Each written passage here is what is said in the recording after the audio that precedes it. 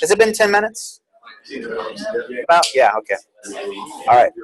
All right, let's pull back together. I just wanted to say one thing when I had my senior moment earlier this afternoon when I was trying to get my thoughts out and I couldn't.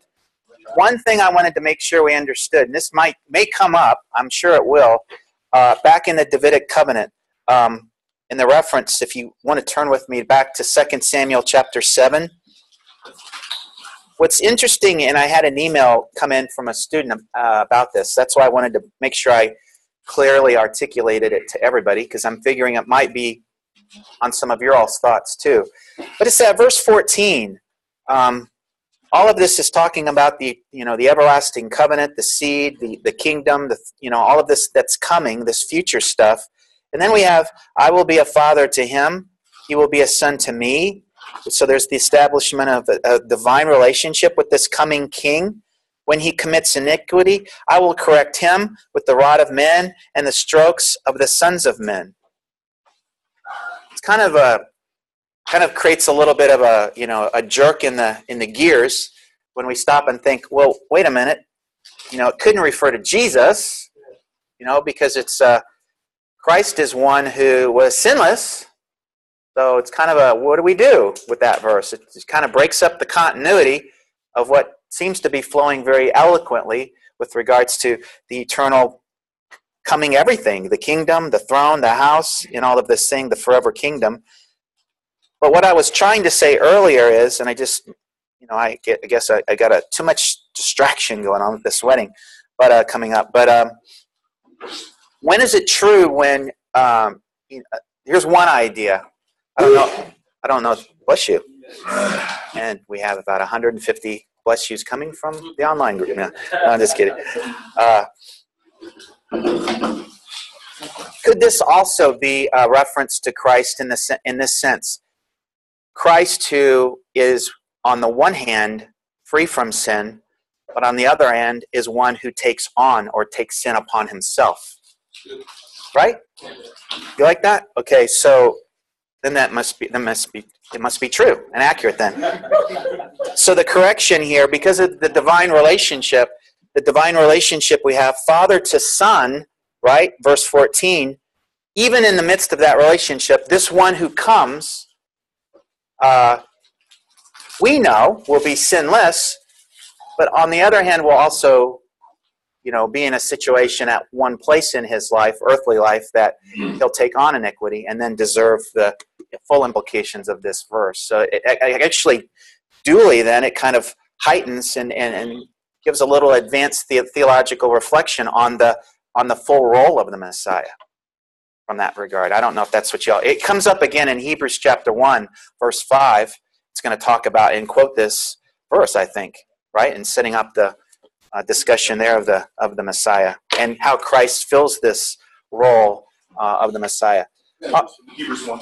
Yeah, go ahead. I like exactly what you just said. Okay. Would that be too allegorical, I guess, in it? Or does that fall into that?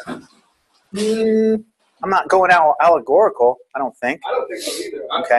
I'm asking because, that same verse is directly referenced in Hebrews 1, and the author of Hebrews is talking about Jesus. Okay. So it kind of has to be about both and. Right. I agree. Okay. Thanks for that. Good. Thanks for this New Testament class. That's a good one. All right. That's how it connects, right? The New Testament, Old Testament, that's what we want to look for, these connections. All right. Chapter 24, we're almost out of 2 Samuel. All right. 2 Samuel chapter 24.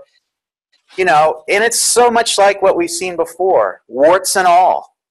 Here at the end of David's life, we just think that, he's written these great songs, this wonderful reflection on the coming Messiah, and some of the color starts to splash in, and then we have what's he doing with this taking of a census? You think that anybody would have known, why do I take a census? Why am I counting my troops here? It's a bit unexpected. And why do I have to know how big my army is when I know that all of these years, every time I've been granted a victory, it's been because of the Lord. He's the one that's granted victory, right? Not the size of my army. So there just seems to be a few things wrong with it. Is he a little nervous in his old age, something like that? Or, or should we just not be so hard on David? Should he have known better? But with this, one of David's, here he is, and as we see, the implications will be he's sinning. God's going to respond to this taking of a census. And there's going to be judgment that's going to be implicating not just him, but the whole nation with regards to this sin. David will be offered because of this particular sinful choice. And through this prophet Gad, there's going to be three options that David is given, interestingly. In chapter 24, let's look at what the options are in verses 11 through 13 now. Is Eric. Eric, are you ready to read? Sure. Yo. I'm ready. You sure are. And with a bright, cheery voice, too. All right. Okay, 11 through 13? Yes, sir. When David arose in the morning, the word of the Lord came to the prophet Gad, David's seer, saying, "Go and speak to David. Thus says the Lord, I am offering you three things. Choose for yourself one of them, which I will do to you." Gad came to David and told him and said to him, "Shall 7 years of famine come to you in your land? Or will you flee 3 months before your foes while they pursue you? Or shall there be 3 days pestilence in your land? Now consider and see what answer I shall return to him who sent me." Okay, thanks. Thanks, Eric. So we've got the choices between three options. What's interesting is which option David chooses. So I want to reflect a little bit on that because, again, even in the midst of this sinful choice, the consequences, we see, I think, David's whole heart showing up bright and clear. And I'm pretty, something maybe you've not seen before, but we see in verse 14 his reply. David said to Gad, "I'm in great distress. Let us now fall into the hand of the Lord, for his mercies are great, but do not let me fall into the hand of man." Verse 14. So here's what we have. Knowing, and he takes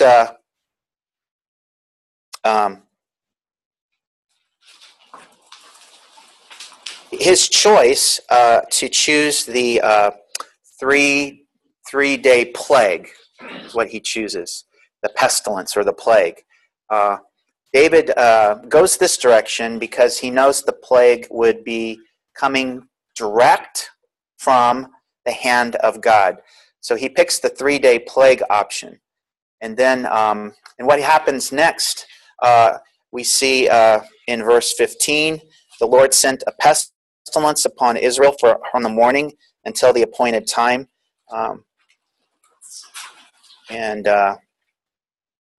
Let's see here. So in verse 17, David speaks to the Lord when he saw the angel who was striking down the people and said, "Behold, it is I who have sinned, and it is I who have done wrong. But these sheep, what have they done? Please let thy hand be against me and against my father's house." So it's interesting. I'm not setting this up exactly as I wanted to, but just as it begins to have an impact on Jerusalem, David speaks out. He intercedes. He, like Moses before, if we go back to, like, say, Exodus 34, David acknowledges the God who is slow to anger and the God who, is abounding in loving kindness. And it's like, I think what we see here is David's willing to step in and, if this plague is from the hand of God, then get David saying, "Strike me instead." He's standing in the way of where this plague's going because it's being directed from the hand of the Lord. Gad returns to the scene. In other words, David's saying, "I'm the one who's guilty here. I'm going to take the knife instead." That's what I see happening here. So Gad returns to the scene. Land is purchased, an altar is built, and the plague is ended. So it's interesting. I don't know if I'm overstating this, but here at the end, David's showing up with a whole heart, but in this particular case, stepping out and being willing to, as king, suffer on behalf of his people, taking the hit of the plague instead, being willing to suffer.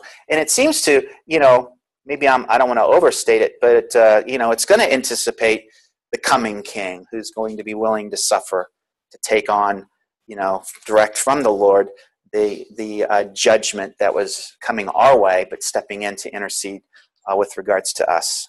So he's kind of modeling that a bit, I think. All right. Well, we're not done with David, so we've got a little bit more here as we turn the page to 1 Kings. Again, just as a way of reminder, we've evaluated the kings as we transition now to Israel's next king, Solomon. We're measuring these kings as I think the biblical authors are, these historians, theologically, measuring these kings by their heart. So here we've got the different hearts.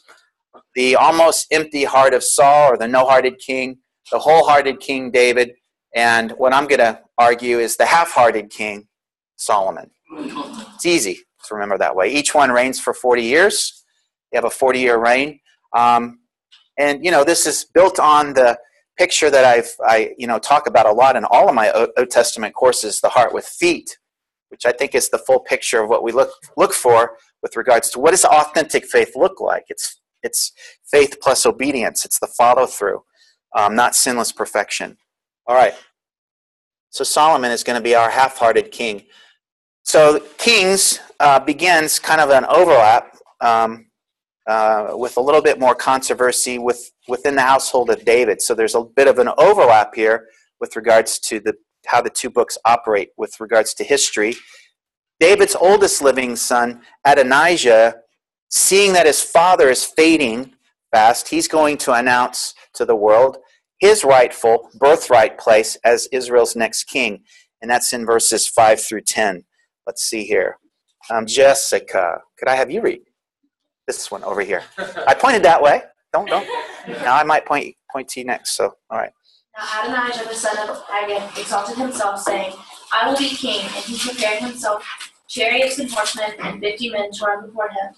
His father had never at any time displeased him by asking, Why have you done thus? And so, he was also a very handsome man, and he was born next after Absalom. He conferred with Joab, the son of Uriah, and Abiathar the priest, followed Adonijah and helped him. But Zadok the priest, and Benaiah the son of Jehoiada, and Nathan the prophet, and Shimei and Ray, and David's mighty men were not with Adonijah. Adonijah sacrificed sheep, oxen, and fattened cattle by the serpent stone, which is beside Enrogel. And he invited all his brothers, the king's sons, and all the royal officials of Judah, but he did not invite Nathan the prophet, or Benaiah, or the mighty men, or Solomon his brother. Okay, that's good. Good job reading those names, by the way. So what's interesting, we have a little bit of a focus in who was invited and who wasn't invited with regards to, we see a little bit of a division starting to take place. David's going to rise and speak to the situation and address his wife Bathsheba. He's acknowledging the role that the king has been assigned to not this son but Solomon. In 1 Kings over in verse 28, King David answered and said, Call Bathsheba to me. She came in the king's presence and stood before the king. The king bowed and said, As the Lord lives, who has redeemed my life from all distress, surely as I vowed to you by the Lord, the God of Israel, saying, Your son Solomon shall be king after me, and he shall sit on my throne in my place. I will indeed do so this day. So Bathsheba bowed with her face to the ground and prostrated herself before the king and said, May my Lord King David live forever. So this is the kind of a little bit of a division here. David's going to address his son Solomon and charge him as king. Chapter 2, verses 1 through 4. Let's have Jihun. Yeah, could you read for us, please? Chapter 2, verses 1 through 4. Now the days of David drew near that he should die, and he changed Solomon his son, saying, I go the way of all the earth, be strong, therefore, and prove yourself a man, and keep the charge of the Lord your God, to walk in his ways, to keep his statutes, his commandment, his judgment, and his testimonies, as it is written in the law of Moses, that you may prosper in all that you do, and wherever you turn, that the Lord may fulfill his word, which he spoke concerning me, saying, If your sons take heed to their way, to walk before me in truth with all their heart and with all their soul. He said, you shall not lack the man on the throne of Israel. Yeah, I love this little charge for you pastors and youth directors and Sunday school teachers out there. This is a great passage. It's very compact, but it reminds us of a lot of things. Of course, the Torah of Moses is referred to. That kind of echoes the fact that Deuteronomy 17:14 through 20 reminded us that, or Moses instructed, what kind of king what's the king in Israel should be about doing is reading the Torah, writing a copy of it for himself, learning it, and then doing this, right? That's what an Israelite king should be doing and about. He should be a wholehearted king. This is a charge that David's giving his son Solomon to be that kind of king, modeling that kind of heart to his kingdom. So I think in terms of application, this would be a great sermon to preach with regards to, or at a father-son retreat. You know, you think of the fathers charging their sons or daughters, you know. It's not a charge to be sinlessly perfect either. You know, we've already seen David's not perfect. But he's modeled to his kingdom and now charging his son with the role of being, not, I say it this way, not sinlessly perfect, but faithfully authentic. How's that? And this can you translate into a parenting kind of principle. You know, I'm marrying my son Saturday. Not me, I'm marrying him. I'm officiating his wedding. Say it that way. Edit that out. Edit that one out too there, Patrick. You can do that in YouTube. You can chop out the I'm just kidding. You don't have to do that. I'm officiating my son's wedding, but he's standing there. And I'm saying that, you know, I'm not a perfect parent. So I can identify with David, you know, looking back at David's life, say, hey, look, you know, there's no perfect parents, but what you need to remind the parents in your congregations and yourselves, we ourselves as examples to our flocks, to be faithfully loyal or faithfully authentic. That's this picture, faithfully authentic. And letting our kids see that is the power button. That's the magic. We don't want to, you know, think that we have this weight of always being perfect before our kids. We ought to be willing to let them see us, warts and all, fights and all, makeups and all, you know, kisses and hugs and all that stuff that couples ought to be modeling and letting the kids in on the secret of longevity of marriage and what it looks like to be walking this way, right? So I like the idea of faithfully authentic. So all getting back to my son, I think probably part of the emotions of the day will be, he's watched me all my life, all his life, and you know, he's seen me warts and all. And he's standing there, he's found a Proverbs 31 woman. He's done it right. And I'm going to cry now, but yeah, I'm proud of him. He's, you know, and if he's caught it because I've been faithfully authentic, you know, man, yeah, that's what we want to be doing. So I've never tried to be sinlessly perfect before my kids. That's for sure. I don't think that works. If you try, then they can rat out a, you know, what's the word, a fake, you know, pretty quick. Kids can do that. So that's something that you might take as a takeaway for your congregations. And then the author finally gives us David's death, chapter 2. So we have a moment of silence. Amen. Okay, let's move on. All right. What's really crazy is that we're going to be able to talk with King David when we get to the new heaven, new earth. Won't that be fun? How accurate was the biblical account, by the way? I'm just kidding. Of course it was. That was a little joke. Thanks. I'm glad you got that. All right. King David. So unfortunately, though, even with this charge, he didn't leave his son with the best of, you might say, the best situation politically with regards to the kingdom. And what happens next in Solomon's kingdom is a lot of chaos starts to break loose.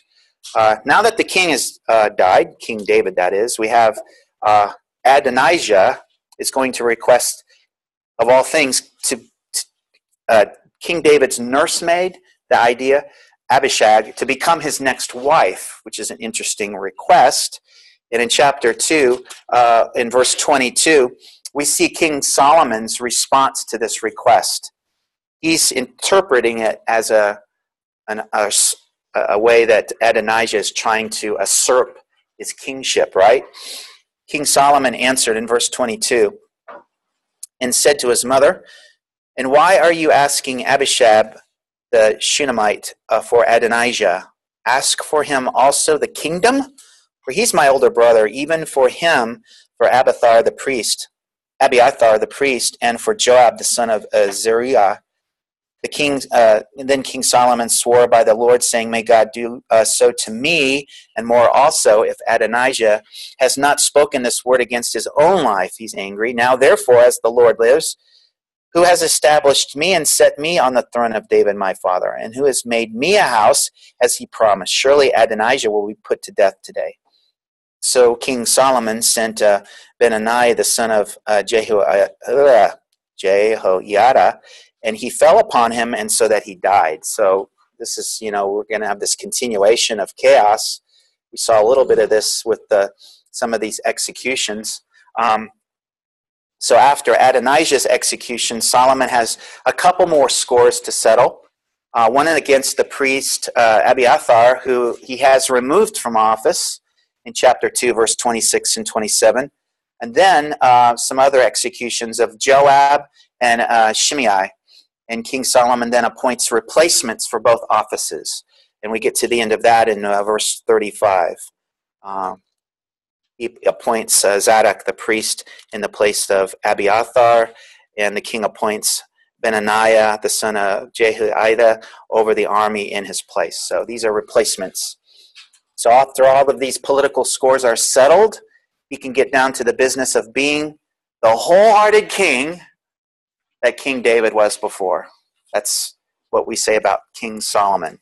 We'll find out what happens next.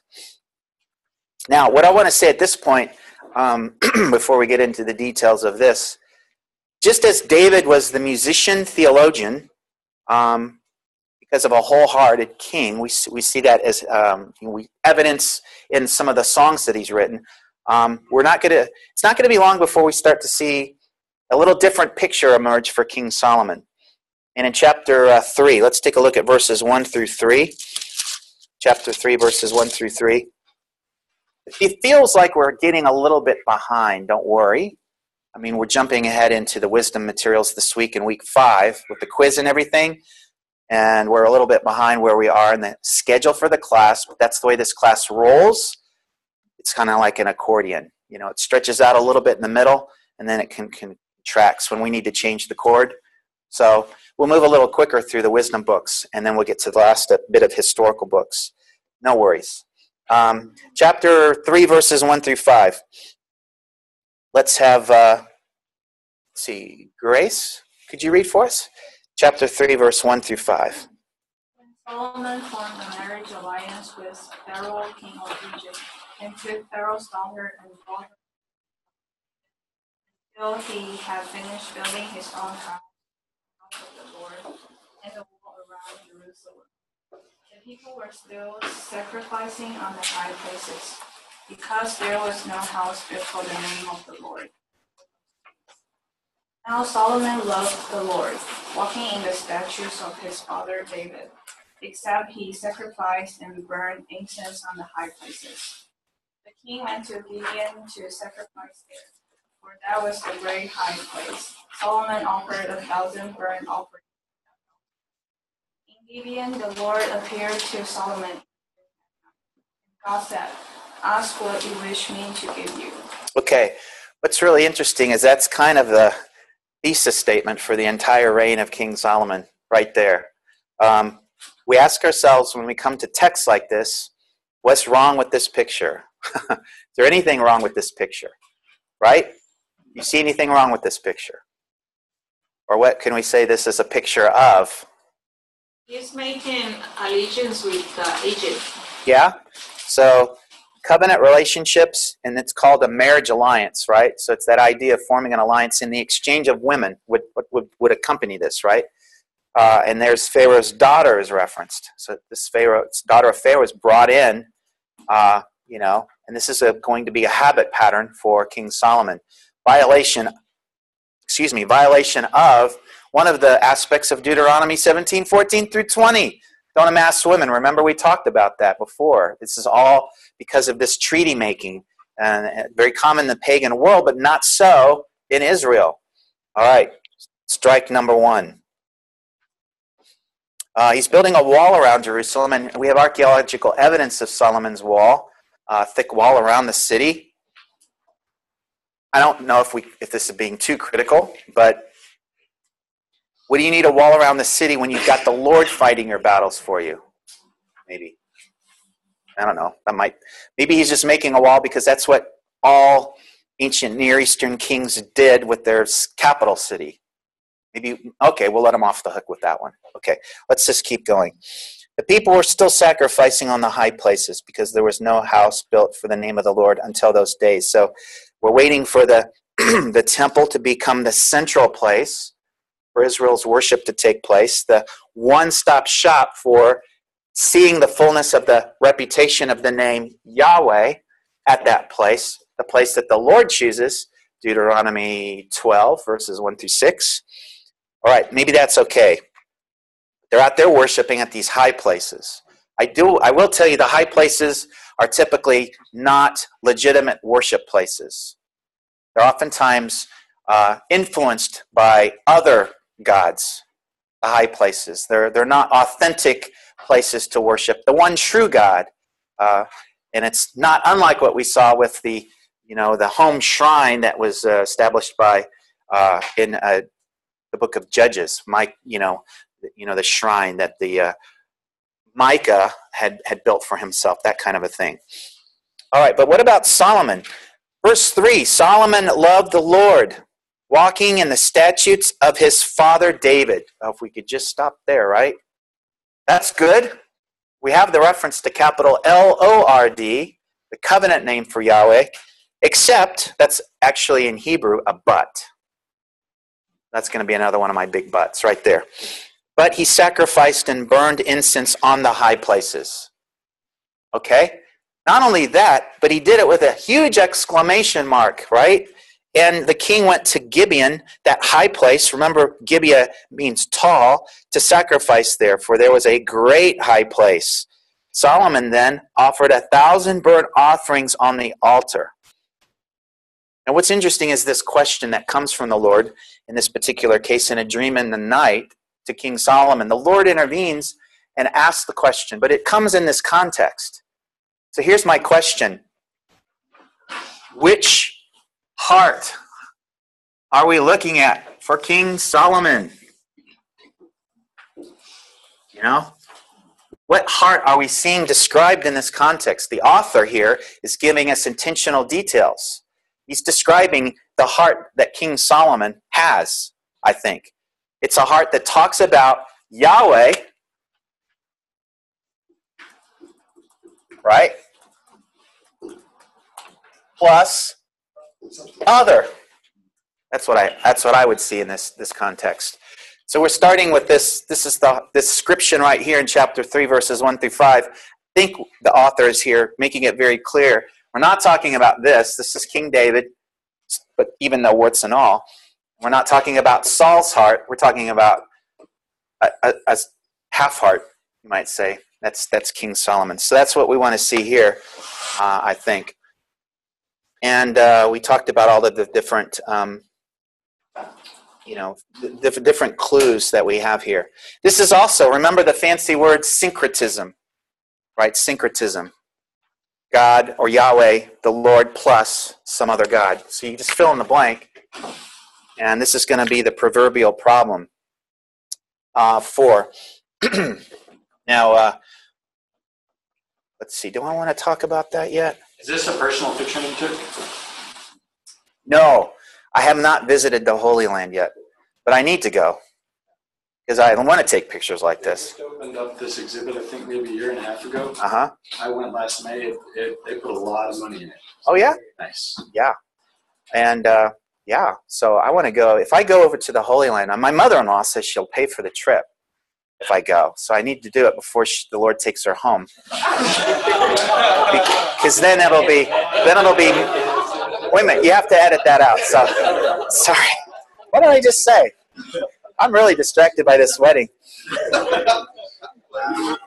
I need to go before, because then she won't pay for it, right? That's my point. And if I go, I want to go with one of the groups that's doing the digs, like Dr. Ortiz and some of those guys who are over there with the archaeological group doing some digs. And that way you really get into the dirt and you can really see. And they'll take day trips to places like this. So you can, sometimes they know the people running and they can take you behind the scenes and give you the backstage tour. It's really kind of cool. So that's a little plug-in for our archaeology program. There you go. All right. Where was I here before I distracted myself? What's interesting is this question. Here's what I want to make a connection here in verse 5 with another similar kind of question that we saw earlier. Remember in 1 Samuel chapter 8. Remember when we saw the people request a king. You remember that? They ask. Who did they ask for a king? Samuel. They go to Samuel and say, please give us a king like the nations. We developed that. Did we develop and talk about that in this class? Yeah, that's right at the beginning of this class, earlier in the semester. So their request for a king, remember I made the case and we looked at it and said, oh, they're asking for, it's the kind of king they're asking for. The question that they asked came out of a heart like this. Remember we made that case, syncretistic heart. It was a syncretistic request. So my hunch is, the author is here helping us to see this question, or this offer, you might say this offer, this divine offer, ask me for something. In other words, in the dream here, in the vision, verse 5, is being given to a king who's starting like this. The author's kind of giving us kind of a look under the hood, you might say. So it's a delicate question, and how Solomon is going to respond to this offer, what the Lord is, offering to give him something. And that's what we see in the details that come later. I just kind of going back to this picture. This is the heart that I would argue, the one on the far right there is the one that we're starting with here with regards to King Solomon. So let's see here. So that's what we have in verses 6 through 9. Let's start here with his response. Solomon says to the Lord in a prayerful state, you've shown great kindness to your servant, David my father, according as he walked before you in truth and righteousness and uprightness of heart towards yourself, and you have reserved for him this great loving kindness that you've given him a son to sit on his throne as it is to this day. Now, O Lord, my God, thou hast made thy servant king in place of my father David, yet I am but a little child. I do not know how to go in or come out.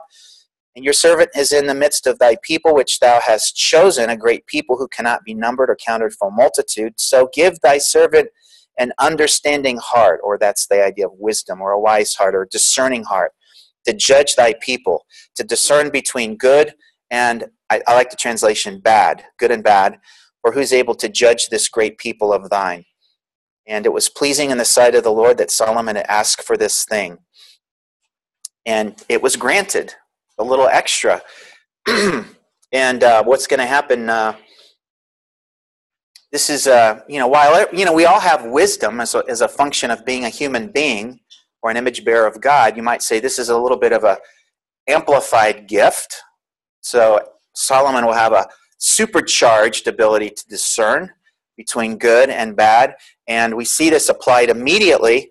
And I call this in beginning in verse 16, the case of whose kid is this? You know that passage. We get to the end of it. When all Israel heard of the judgment which the king had handed down, they feared the king, or revered the king, or respected the king, for they saw that the wisdom of God was in him to administer justice. So he's off to a great start. That's what the author is giving us here. Immediately there's this case. very difficult case, he steps in, wrestles it to the ground, applies his wisdom in a godly way, and renders a verdict, and he's off to the races. So chapter 4, we won't read all of it, but verses 1 through 19, he's going to start to build the organization of the kingdom and appoint individuals as an extension of his wisdom. So now he's organizing his kingdom, applying his wisdom and the application of justice and all of this. Solomon's wisdom is going to extend benefits immediately to the kingdom. In verse 20, we'll read this one, verses 20 through, we won't read all of it, but 20 down through verse 34. We'll read a little bit of it. The author here is giving us an idea of the overflow, the results of Solomon's wisdom is now extending benefits to the kingdom. So verse 20, Judah and Israel were numerous as the sand that is on the seashore in abundance. They were eating, drinking, rejoicing. Solomon ruled over all the kingdoms from the river, the great river Tigris, Euphrates, to the land of the Philistines in the border of Egypt. They brought tribute and served Solomon all the days of his life. Solomon's provision for one day was 30 cores of fine flour. Let's skip down, reference animal, and dominion over everything west of the river. Big territory. Judah and Israel lived in his safety. So there's safety being involved with this application of wisdom. Verse 25, 40,000 stalls of horses for his chariots, 12,000 horsemen, deputies provided for King Solomon. All came to the King Solomon's table. They brought barley, straw for horses. God gave Solomon wisdom and a very great discernment and breadth of mind, like the sand that is on the seashore. You read that, you get a little bit tired of hearing about it. You know, he's being it's almost exaggerated. Sometimes authors do that. Verse 30 is an example. Solomon's wisdom surpassed the wisdom of all the sons of the east and all the wisdom of Egypt, for he was wiser than all men, than Ethan, the Ezraite, Heman, Calcol, and Darda. You know, all those wise guys, those really famous wise guys. You know, I was trying to be funny there. All right. He spoke 3,000 proverbs, and his songs numbered 1,005. He spoke of trees from the cedar that's in Lebanon. So he was very knowledgeable in all different areas. Songwriter, he's collecting proverbs and wisdom sayings. We'll talk about that when we get to the book of Proverbs. So this is an application of his wisdom. And just the author just seems to be screaming off the page with regards to all of this. The reference to the Solomon's the stalls for his horses and chariots. This is another archaeological pictured here is Solomon's stables. So they've gone and located the location of where all of these horses were kept. Big area where there's evidence of a lot of horses were kept. But recall the author's previous assessment of Solomon. We can't lose track of chapter 3, verses 1 through 5. Remember, we saw this heart being presented with regards to Solomon before he was given the gift of wisdom. Now we have to be suspect a little bit. Is Solomon applying wisdom, this gift from God, appropriately? And is that what the author is giving us here so far? You know, when we read Solomon according to the book of Kings here, we can use the word ambiguous because of the half heart. We have to ask ourselves, which side of the heart is showing up here? You know, that's an appropriate question. Or is it a mix? Is it kind of ambiguous? Really, what side of the heart's showing up? The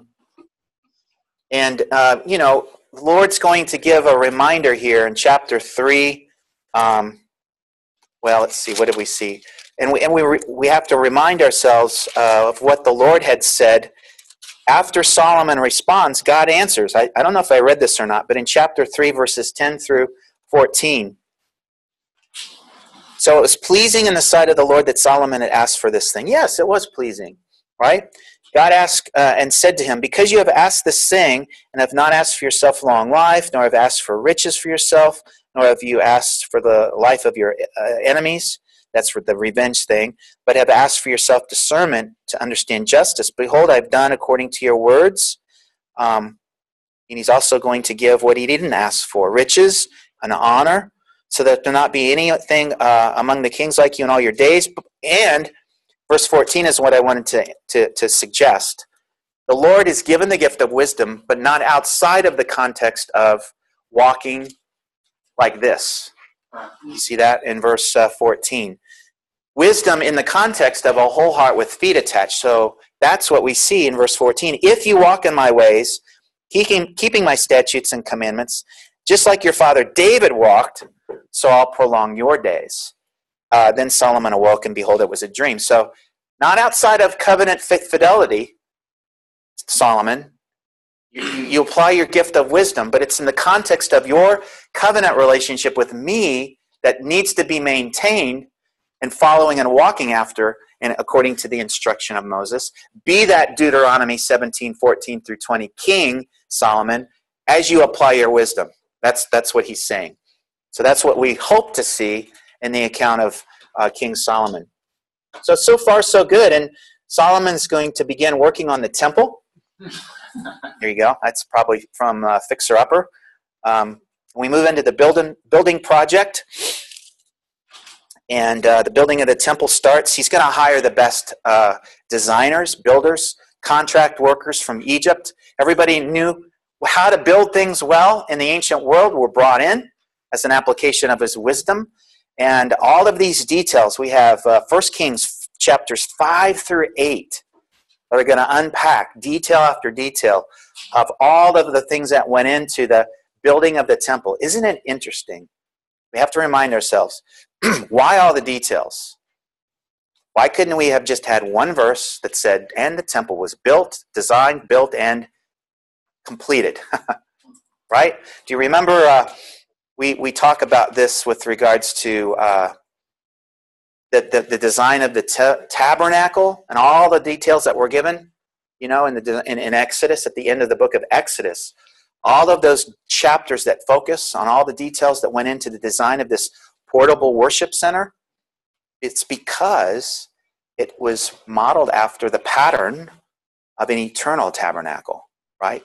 So the eternal reality of the tabernacle, the earthly representation modeled the eternal reality of the tabernacle. That's the tabernacle that Jesus goes into. It's talked about in the book of Hebrews. You guys will get to that in your New Testament class.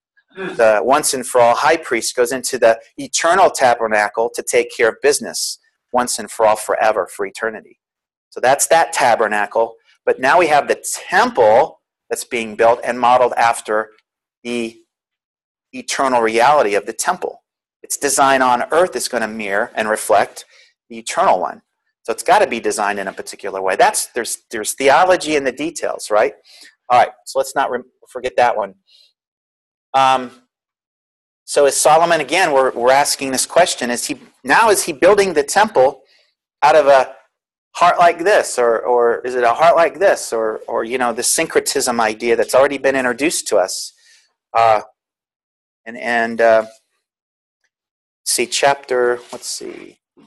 Chapter 6, verses 11 through, that's what I wanted to look at, and then we'll take our break. 1 Kings chapter 6, verse 11 through 14.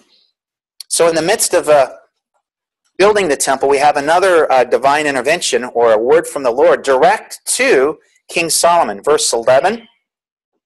Now the word of the Lord came to Solomon, saying, concerning this house which you are building, if you will walk in my statutes and execute my ordinances and keep all my commandments by walking in them, then I will carry out my word with you, which I spoke to David your father, and I will dwell among the sons of Israel and will not forsake my people Israel. So Solomon built the house and finished it. So even the building of the temple, is going to involve the context of covenant relationship. He's got to be faithful to the Deuteronomy 17:14 through 20 charge, even in the midst of applying wisdom and building the temple, and in this case, completing the temple. All right. Well, just a couple more things.